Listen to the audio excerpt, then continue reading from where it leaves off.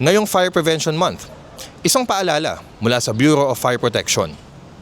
Opo, ang paalala natin una sa lahat, ang pag-iwas sa sunog ay nagsisimula sa sarili nating mga tahanan. Kaya sa aming temang sa pag-iwas sa sunog, hindi ka nag-iisa, ito ay talagang panawagan, no, sa ating komunidad sa pagkakaisa, pagtutulungan para mas mapoprotektahan natin ang ating pamilya at mga ari-arian.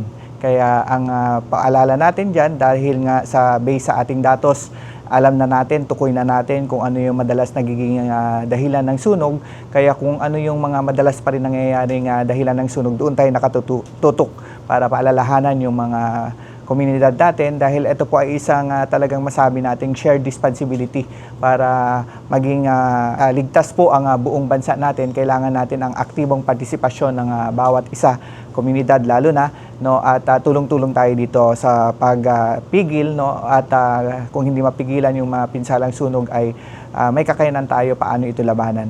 Sa kabuuan ng Marso, marami tayong mga komprehensibong programa. Tulad na nga lamang ng nakatutok tayo sa Oplan Ligtas na Pamayanan dati po, at ngayon po ay ni-relaunch natin, at ang ginawa natin dito ay Obligasyon sa Bayan Ligtas na Pamayanan.